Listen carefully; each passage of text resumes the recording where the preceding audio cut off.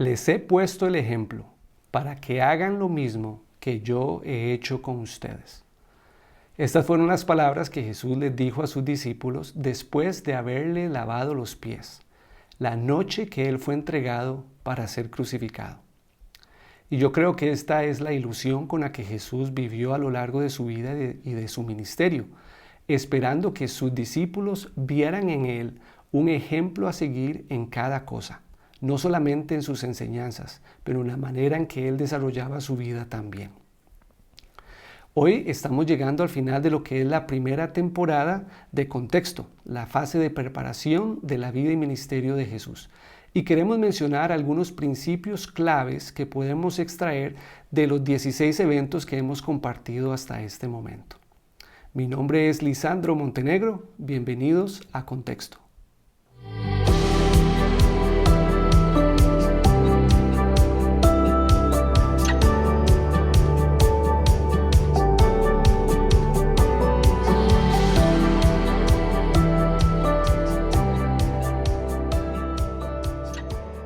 Como les digo, estamos llegando al final de la primera temporada de la fase de preparación de la vida y ministerio de Jesús y desde ahora les estamos invitando, les queremos invitar para que nos acompañe en la siguiente temporada donde estaremos profundizando algunos eventos que Jesús desarrolló a lo largo de su primer año y medio de ministerio. Pero queremos terminar esta primera temporada haciendo mención de algunos principios que yo pienso que son necesarios para nosotros como discípulos de Jesús que identifiquemos en esta etapa de preparación y que como Jesús nos motiva en Juan 13 podamos vivirlo también. Quisiera mencionar antes algunas curiosidades de la etapa de preparación. La primera es que la participación de Jesús en esta etapa, entendiendo que pues no enseñó, no hizo milagros, no tuvo conversaciones con ninguna persona, fue prácticamente nula. Los personajes externos son los que tienen la participación más importante, pero Jesús como tal solamente podemos mencionar tal vez cuando estuvo en el templo a la edad de 12 años, y la frase que podemos recordar de este evento fue cuando Jesús le dice a sus padres que era necesario que Él estuviera ahí, en la casa de su Padre. Esas son las únicas palabras que podemos decir que Jesús mencionó durante esta etapa. Y también terminamos en el episodio anterior haciendo como análisis un poquito de lo que pudo haber sido la adolescencia y la juventud de Jesús, preparándose como el rabí o como el sabio, el intérprete de las escrituras que sabemos que él fue.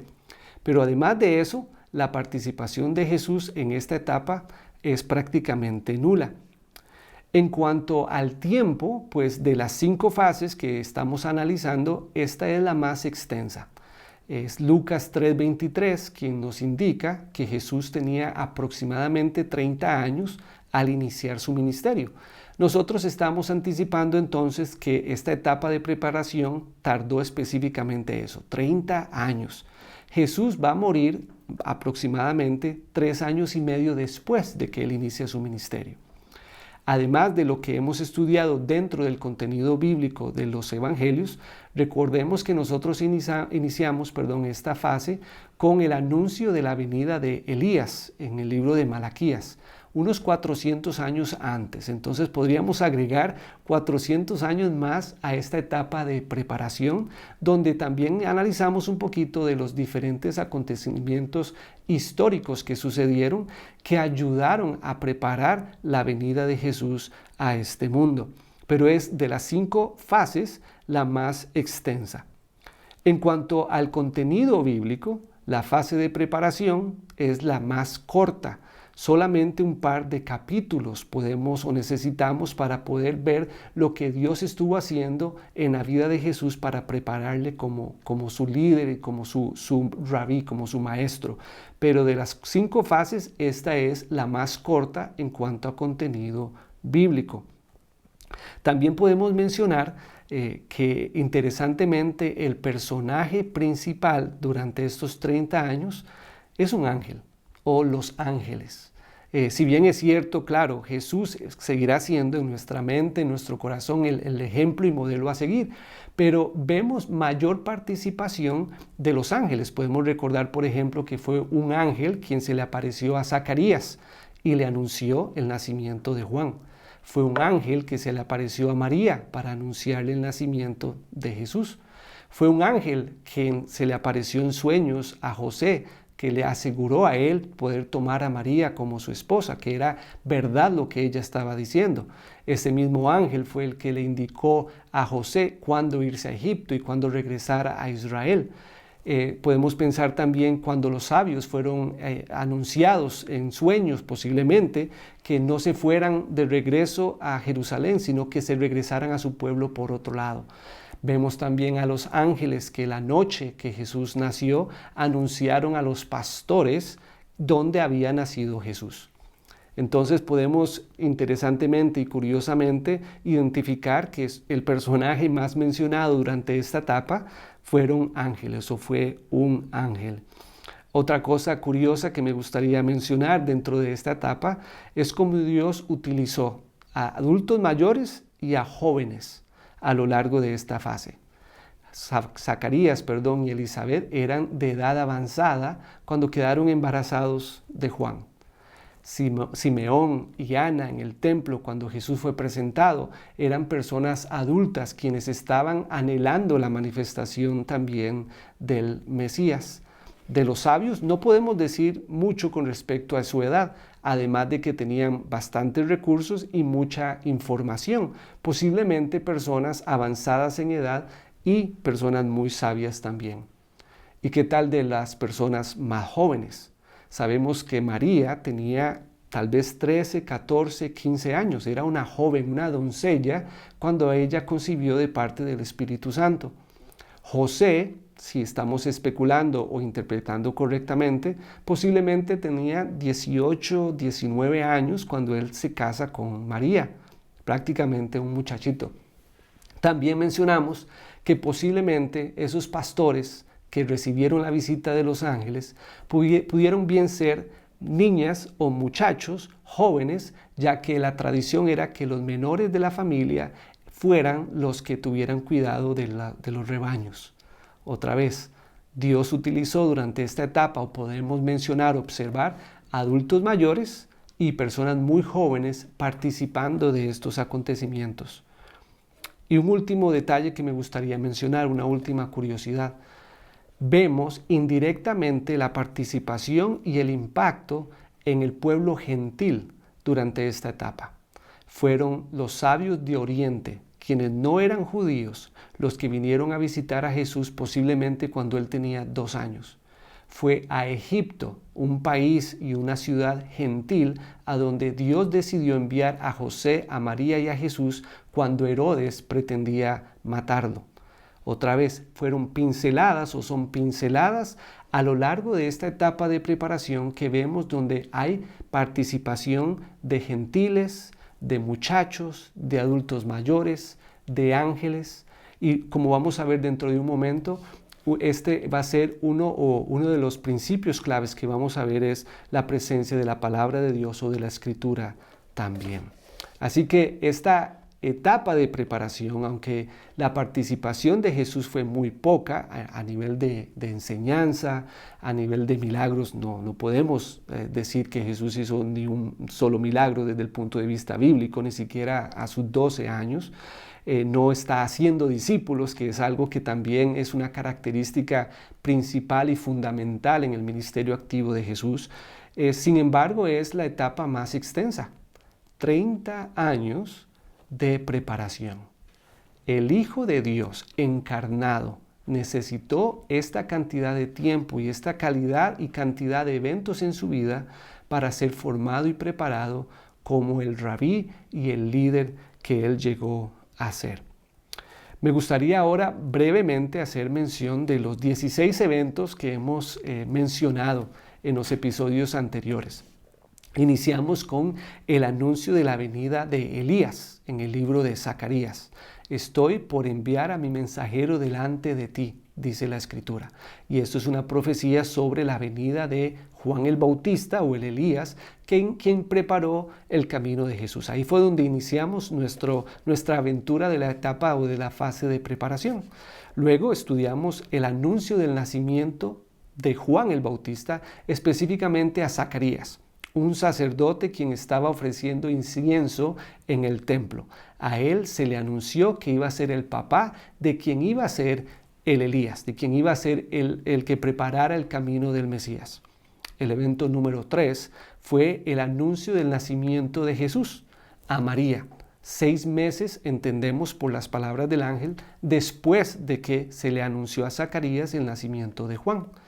El evento número 4 fue cuando María decidió hacer un viaje, tal vez para confirmar lo que estaba sucediendo con ella, hasta las montañas de Judea, posiblemente a Hebrón, para visitar a su parienta Elizabeth, quien había concebido también y era una adulta mayor de aquella época. Luego vimos que María va a regresar, antes del regreso de María vamos a ver el nacimiento de Juan, es el evento número 5, donde posiblemente María fue una testigo ocular, o sea, ella presenció el nacimiento de Juan y que de pronto se convirtió en la providencia de parte de Dios para que ella también estuviera preparada para su propio parto, por así decirlo. Evento número 6 es entonces cuando María regresa a su pueblo, a Nazaret. Y en Nazaret ella va a presentar o experimentar un tipo de rechazo posiblemente inmediato, porque ella va a regresar con aproximadamente 5 meses de embarazo, después de que se quedara con Elizabeth y Zacarías por 3 meses en las montañas de Hebrón. El evento número 7 es cuando José, preparado por el ángel, anunciado por el ángel, acepta ser parte de esta aventura y toma a María como su esposa, posiblemente, dejando que el pueblo y sus familiares interpretaran como ellos quisieran este paso de fe que él estaba tomando al aceptar casarse con María, quien posiblemente, se pudo haber entendido de parte del pueblo, tuvo un embarazo ilícito.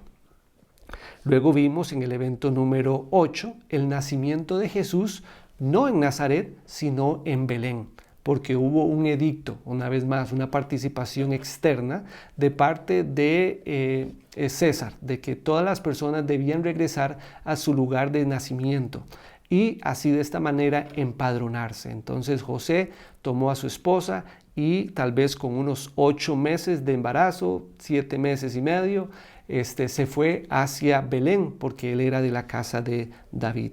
El nacimiento de Jesús entonces se da en este lugar. Dice el texto que mientras ellos estaban ahí en Belén fue que nació Jesús. Y Mateo nos dice muy bien que esto sucede para que la escritura se cumpla. El evento número 9 fue la visita de los pastores, quienes fueron advertidos o más bien anunciados por la multitud de ángeles que les decían que había nacido en la ciudad de David un Salvador. A los 8 días Jesús va a ser circuncidado y en el evento número 11 vimos la presentación de Jesús en el templo. Recuerden que la circuncisión de Jesús se da a los 8 días, pero la presentación de Jesús en el templo tuvo que haber sido aproximadamente a los 40 días porque ellos presentaron una ofrenda para la purificación de María. Y analizábamos en ese momento que esta ofrenda que ellos presentan, de acuerdo a lo que Lucas nos dice, es una ofrenda para las personas con limitación de recursos, porque lo que presentaron fueron 2 palominos, cuando lo que la ley exigía era que por cada niño varón que naciera, el primogénito, se presentara un cordero. Pero ellos no tenían los recursos para comprar un cordero muy posiblemente y por eso Lucas nos da este detalle, que lo que ellos presentaron fueron 2 palominos o pichoncitos de paloma. Y entonces es a los 40 días que Jesús es presentado en el templo. No lo analizamos con detalle, pero fue ahí donde Simeón y Ana, la profetisa, llegaron para ver a Jesús y donde ellos fueron confirmados de parte del Espíritu de que este era el Salvador del mundo también. A los 2 años Muy posiblemente es que vemos la visita de los sabios de Oriente, quienes caminaron, se trasladaron desde algún pueblo en el Oriente hasta Jerusalén, posiblemente porque fue ahí donde ellos llegaron a preguntar a Herodes dónde es que está el niño o el príncipe que ha nacido. Y tenemos los eventos que siguieron con la actitud de Herodes, cómo él les recibe, también cómo él les envía hasta Belén, porque él va a preparar a algunos de los sabios de su época y les va a pedir que se averigüen dónde es que iban a ser el Mesías o el nuevo rey. Y ellos le traen la información y le dice que va a ser en Belén de Judea. Entonces, de los sabios, Herodes se dio cuenta, de dónde iban a ser, y de los sabios de Oriente se dio cuenta de cuándo fue que esto sucedió, porque los sabios dijeron que habían visto su estrella también. Después de que los sabios visitan a Jesús, Herodes entonces enfadado quiere matar a los niños, y lo que hace Dios es que por medio del ángel, en el evento número 13, le avisa a José que se vaya a Egipto, porque Herodes va a querer matar al niño. Entonces ellos, con la providencia de parte de Dios, con los sabios, quienes trajeron estos regalos, ellos se van hasta Egipto y permanecen en Egipto algún tiempo, posiblemente 2 o 3 años, hasta la muerte del rey Herodes.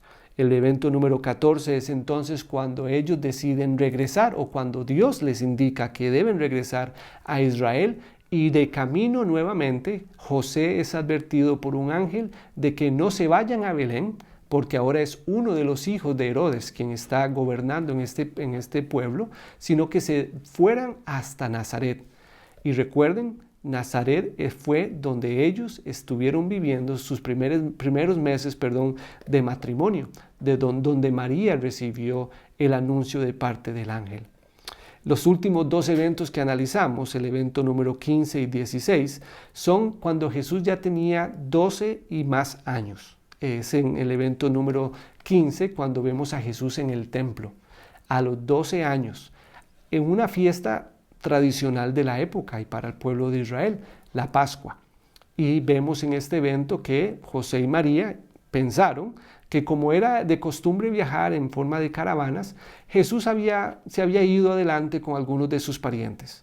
Después de buscarlo por todo un día y darse cuenta que Jesús no estaba en medio de la caravana, decidieron devolverse a Jerusalén para encontrar a Jesús debatiendo con los sabios de su época, haciendo preguntas y respondiendo preguntas. Entonces vemos a Jesús ya de esta edad con cierta sabiduría, que es también como lo dice, me parece, Lucas 1:56, que el niño crecía en estatura y en gracia para con Dios y los hombres. Y nuestra interpretación o nuestro acercamiento a esto es que dentro de su humanidad Jesús se preparó, como cualquier otro judío de su época, para ser alguien muy activo en el uso de las Escrituras. Como en el evento 16 estuvimos compartiendo en el último episodio los diferentes pasos de la época que correspondían en la formación formal de aquel entonces para que alguien llegara a ser un intérprete o un maestro de la ley. Estos son los eventos que hemos estudiado hasta este momento o durante la fase de preparación del ministerio de Jesús. Nuevamente es un lapso de 30 años aproximadamente, quitando los 400 años entre el anuncio de la venida del Elías y el anuncio del nacimiento de Juan el Bautista a Zacarías. ¿Qué principios, qué enseñanzas podríamos extraer de todos estos eventos, de las diferentes situaciones que tuvieron que atravesar José y María, de posiblemente lo que Jesús sintió como bebé, como niño, el tener que huir a un pueblo, el tener tal vez que aprender un poco de detalles de otra cultura, de pronto hasta palabras en otro idioma? ¿Qué vemos de Jesús naciendo y creciendo como un judío en un pueblo, o siendo parte de un pueblo que se apegaba a la interpretación de la Torá, al deseo de ellos de aprenderla, de memorizarla, de vivir de acuerdo a la Escritura? El primer principio, de hecho, que me gustaría mencionar, y yo siempre quiero animar a que no nos quedemos con solamente los que aquí en singular o en este video vamos a mencionar, pero usted puede ir profundo también y extraer algunas otras enseñanzas, principios. A mí me gusta llamarles joyas que encontramos a lo largo del estudio profundo del texto. El primero que quiero mencionar es la presencia de la escritura o de la palabra en el corazón de la gente. Recordarán que cuando María llega a visitar a Elizabeth, primero que nada hay una presencia del Espíritu Santo cuando Elizabeth siente que Juan en su vientre da, no sé si es una patadita o un golpe, y ella sabe que quien está tocando a la puerta es alguien especial. Pero luego, cuando ella le da la bienvenida a María, María se expresa de una manera citando las escrituras al darse cuenta de que estando Elizabeth embarazada, lo que le está aconteciendo a ella es verdad. Yo me imagino, aquí donde es mera especulación, donde María ve a Elizabeth salir de esa casa, salir por esa puerta y ver que ella está embarazada, porque ahora a este punto Elizabeth debe tener 7 meses de embarazo. María cae en cuenta de que efectivamente lo que le está sucediendo a ella es verdad. Y lo primero que sale de su boca es la escritura. Me gustaría también mencionar cuando los ángeles le anuncian a los pastores que ha nacido en la ciudad de David un Salvador. Ellos no se dirigieron a la ciudad de David, se dirigieron a Belén, donde David había nacido también por aquello. Se fueron ahí porque la escritura decía, una profecía que el Mesías iba a nacer en Belén. La escritura viviendo en estos muchachos, si estoy interpretando correctamente, o que sean ancianitos, no importa si fueron ancianos los pastores, el texto vivía en ellos. También podríamos mencionar a Simeón y a Ana, quienes estaban ilusionados por la manifestación del Mesías, porque ellos sabían las diferentes profecías que estaban escritas sobre la manifestación del Mesías. Mateo hace un excelente trabajo al contarnos su participación y su enfoque en la experiencia que tuvo con Jesús en repetidas ocasiones cuando él escribe: esto sucedió para que se cumpliera la Escritura. La presencia de la palabra de Dios a lo largo de estos 30 años en los diferentes personajes bíblicos es impactante. Y mi pregunta para nosotros hoy día es: ¿qué tanto habita en nosotros la palabra de Dios? ¿Qué tanto estamos no solamente leyendo, pero memorizando?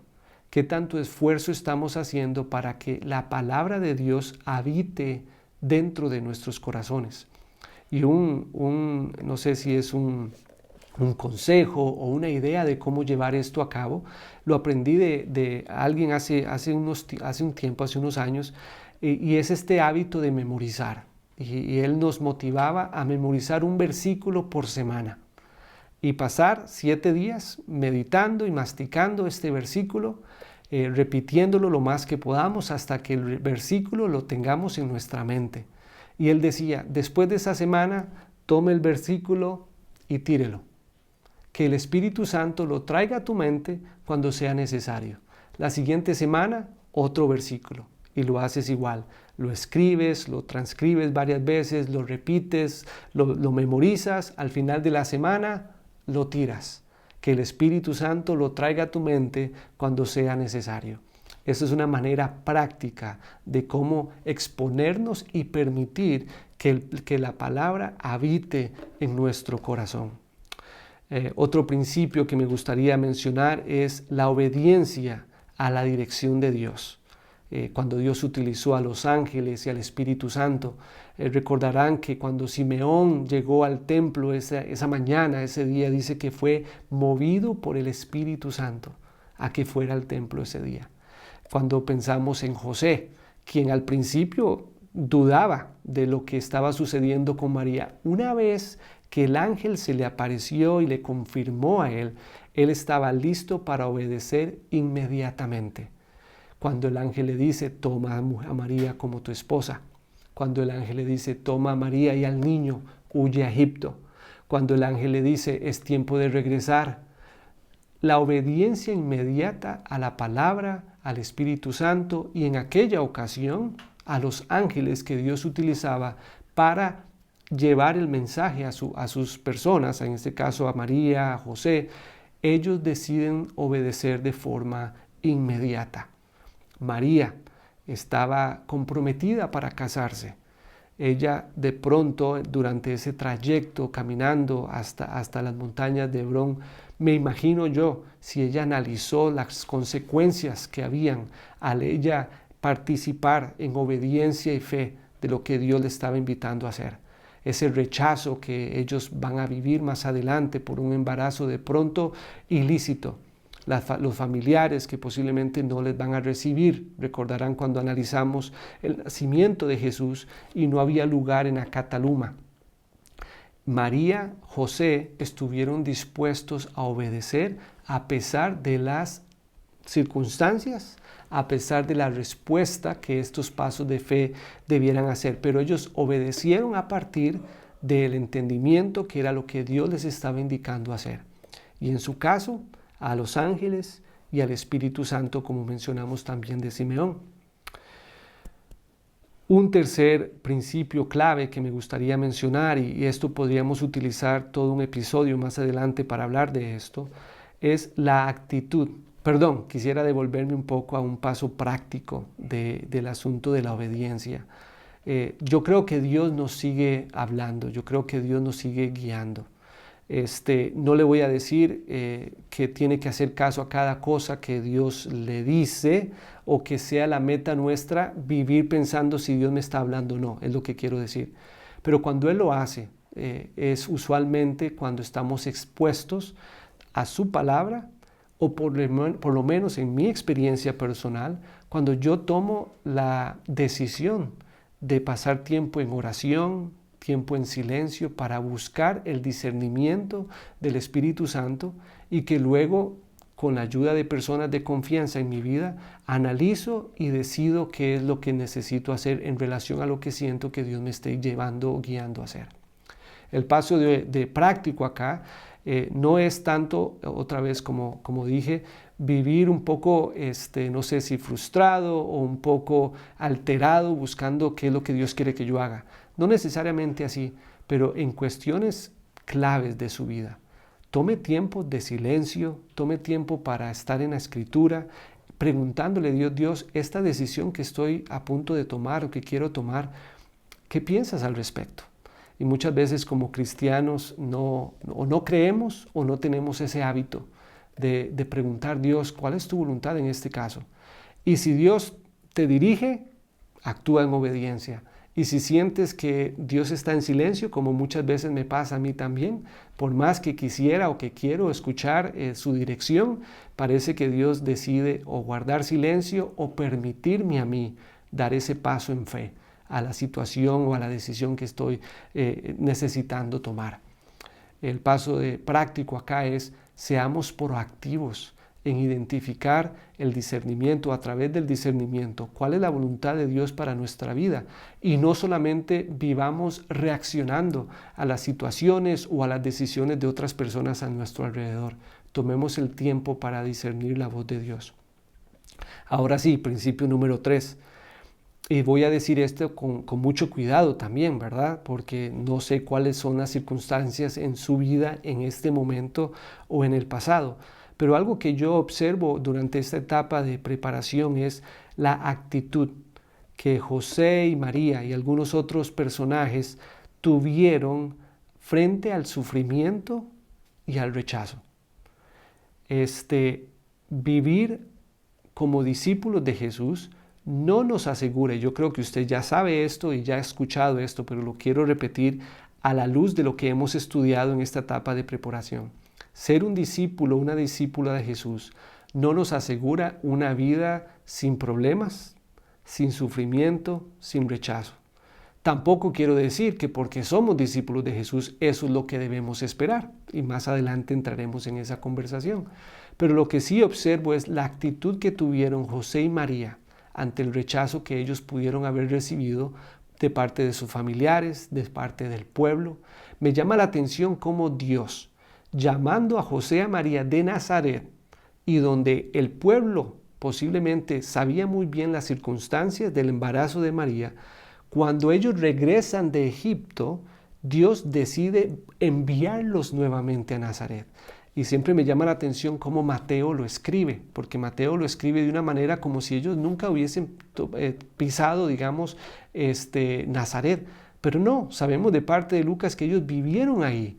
Ahí fue donde María recibió el anuncio del nacimiento de Jesús. Y Dios decide devolverlos o enviarlos a ellos a un lugar donde ellos posiblemente recibieron cierto tipo de rechazo.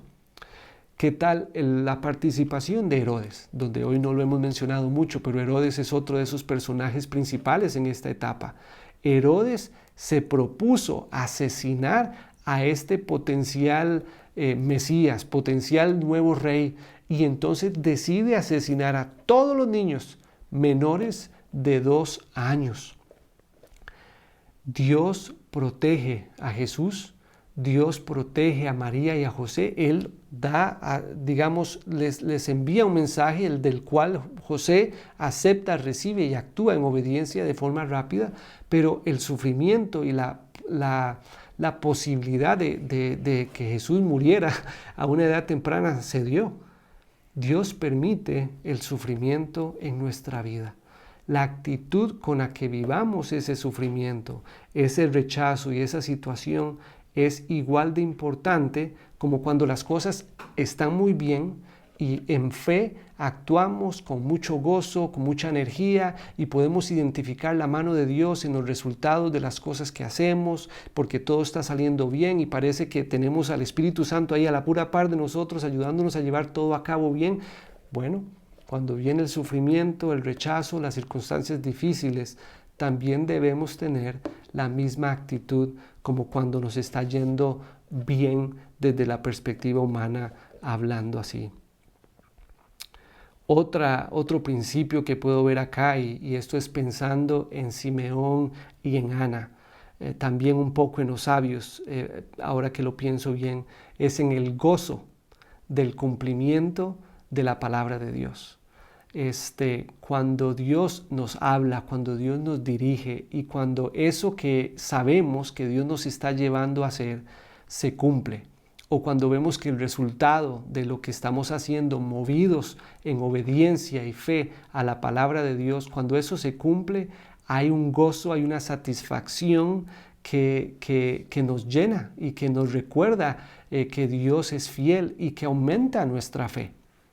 Y la pregunta acá, o el paso práctico es, ¿qué tan conscientes estamos nosotros de la forma en que Dios responde a las oraciones, ya sea por nuestra petición personal o nuestra propia iniciativa, o cuando, como les digo, somos movidos de parte de Dios a hacer algo?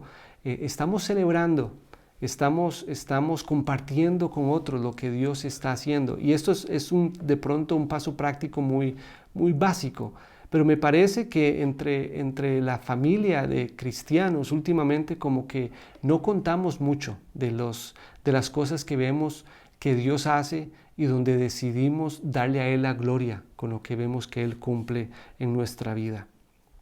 El número 5 que me gustaría mencionar es la importancia de nuestra familia y de personas claves en la formación de nuestro carácter. En el caso de Jesús, podemos mencionar algunos muy buenos, como José y María, sus padres. Podemos mencionar también a Simeón y Ana, como ya lo he hecho en otras ocasiones. Podemos mencionar a los sabios de Oriente también, a los pastores. Pero también podemos mencionar a Herodes, ¿verdad? Un personaje que buscó asesinarlo.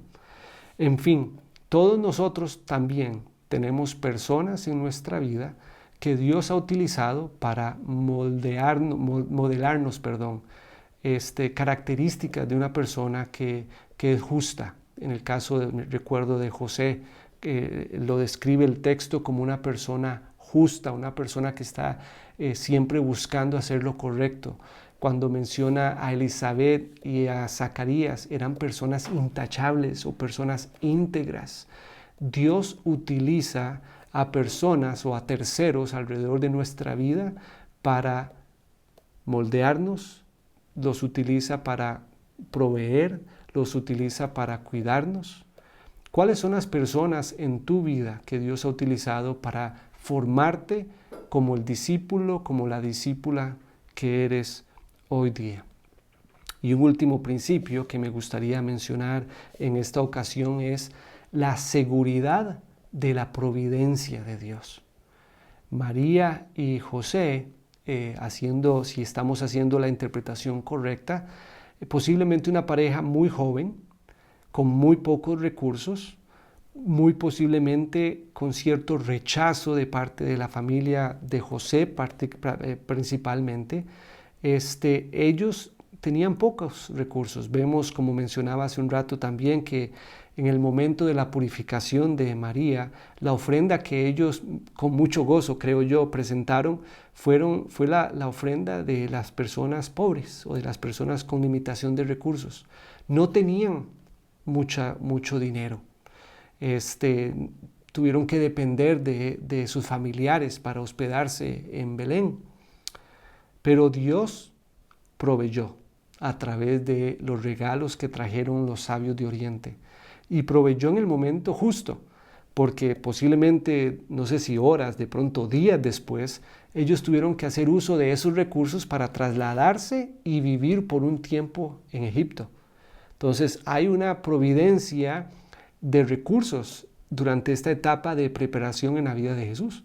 Pero no solamente Dios proveyó recursos económicos, Dios también proveyó seguridad, los protegió. Dios también proveyó en el caso de Jesús de padres y personas justas, honestas, que estuvieron presentes en su vida. Y como ya mencioné anteriormente, Dios también proveyó la escritura en la vida de Jesús, que en mi entendimiento, tanto la escritura como la dependencia del Espíritu Santo fueron los dos factores claves que en la humanidad de Jesús Dios utilizó para guiar a su Hijo. Jesús memorizaba la escritura. La palabra habitaba en Jesús. Lo vamos a ver más adelante cuando Él empieza a desarrollar su ministerio público también.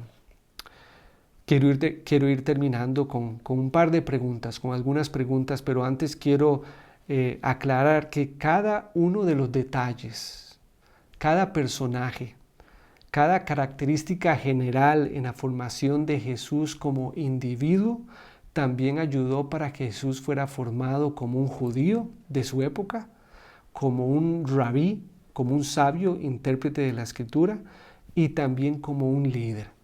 Vamos a ver a lo largo del ministerio público de Jesús la estrategia que Él utilizó para formar movimientos de multiplicación de discípulos. Sin embargo, para llegar a tener este ministerio tan exitoso, la etapa de preparación en su vida fue necesaria. No hubieron casualidades, no hubieron atajos, y los 30 años fueron necesarios. Como ya he mencionado anteriormente, interesantemente, el ministerio público de Jesús tarda 3 años y medio aproximadamente, el 10% de lo que fue su etapa de preparación. Cada uno de nosotros también debe reconocer la necesidad de la preparación en nuestra vida. ¿Cómo le ha formado Dios a usted para llegar a ser el discípulo, la discípula que es hoy día? Y si ya estás en una posición de liderazgo, como un rol o en un rol de pastorado, de misionero, de líder de jóvenes o el líder de algún ministerio eclesiástico, parte de una organización, ¿cómo te formó Dios a lo largo de tu vida para llegar a ese punto en el que estás hoy día? ¿Qué circunstancias has tenido que atravesar? Me gustaría animarte a tomar el tiempo después de este episodio, más adelante, a hacer una línea de tiempo en tu vida. Váyase hasta año cero Yo lo he hecho en repetidas ocasiones y trate de recordar quiénes fueron personas, incluso antes de que tú nacieras, que Dios utilizó para prepararte. Muy rápidamente, en mi caso, soy el menor de 5 hermanos, como les he mencionado en los primeros episodios, y para cuando mi tercer hermano nació, ya mis papás habían tomado la decisión de seguir a Cristo y se congregaban en una iglesia evangélica. Cuando en una de las veces que hice este ejercicio, yo les fui a preguntar a mis papás cómo fue que ellos escucharon de Jesús y cómo fue que tomaron la decisión de venir al Evangelio. Y fue mi papá que me contó que su interés por Jesús y su curiosidad por el Evangelio empezó cuando él escuchó, mientras iba caminando por la calle, a un grupo de música cristiano. Estaban dando una serenata en una casa y él se acercó y empezó a escuchar las canciones de que ellos estaban cantando. Y así fue como Dios le dio la curiosidad a mi papá por saber sobre el Evangelio. Yo le doy gracias hoy día a ese grupo de música quien Dios utilizó para causar el interés en la vida de mi papá, quien luego viene a recibir a Jesús en su corazón, a seguir a Cristo y luego empieza a inculcarnos a mí y a mis hermanos la fe en Cristo Jesús. Otra pregunta es, ¿qué dolor estás atravesando o has atravesado?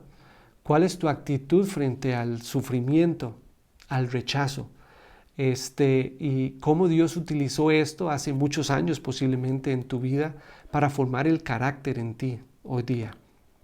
El dolor, el sufrimiento y el rechazo no son producto del pecado ni son producto de algún pacto que te haya faltado hacer. Son parte de la formación del carácter de un discípulo y de una discípula de Jesús, porque nuestro rabí también lo sufrió. ¿De qué manera has visto la provisión de Dios en tu vida? ¿De qué manera pueden contar tus papás o personas alrededor tuyo que Dios ha proveído para que hayan tenido lo necesario para poder seguir adelante en la vida? ¿Cuáles personas han colaborado en tu formación? Posiblemente tus padres o algún familiar. Usualmente en nuestro contexto latinoamericano, los abuelos o las abuelas tienen una participación muy fuerte en nuestra formación espiritual. ¿Qué tal algún pastor o algún otro líder en la iglesia o algunos otros discípulos?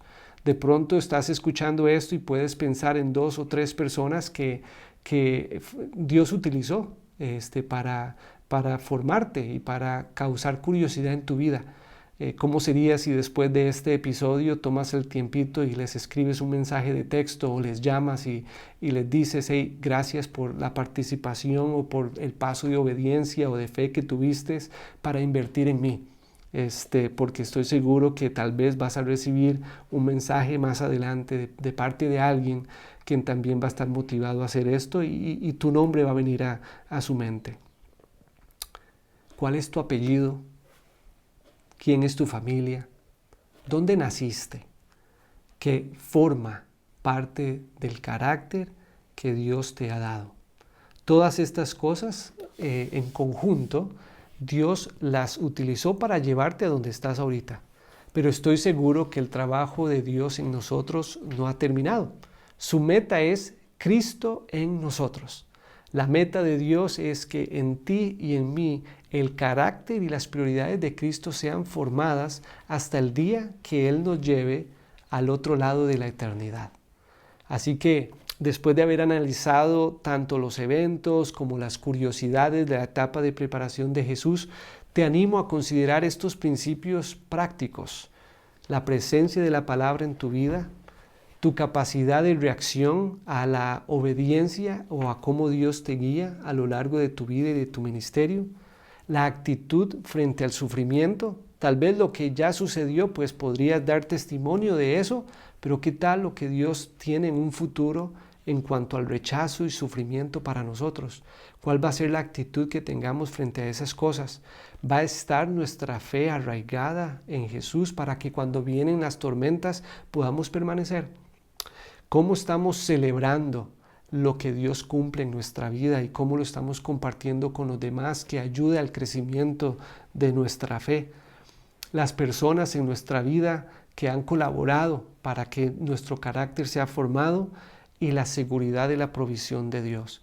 Y no sé cuál es tu situación en este momento en cuanto a alguna necesidad económica, física, espiritual que puedas tener, pero estoy seguro que quien te ha llamado a participar de esta aventura de ser y hacer discípulos te va a proveer lo que necesitas en el momento que Él sabe que es correcto. Y podríamos mencionar algunas otras cosas más. Sin embargo, lo que queremos hacer con este episodio es poner un poquito de sal en tu boca para que usted decida ir más profundo en este estudio y poder sacar tus propias conclusiones y otros principios claves de lo que es ser un discípulo de Jesús. Porque Jesús lo dijo: les he puesto el ejemplo para que como yo les he hecho a ustedes, ustedes también lo hagan. Es el deseo de Contexto, de Singular como organización y de mi persona, que todo esto que hemos estado compartiendo con ustedes, ya sea algo nuevo o algo que fue necesario repetir para refrescarte la memoria, no solamente sea información que se acumula, pero que esta información se convierta en un estilo de vida que demuestra nuestro compromiso para seguir a Jesús. Gracias por acompañarnos en esta primera temporada de Contexto.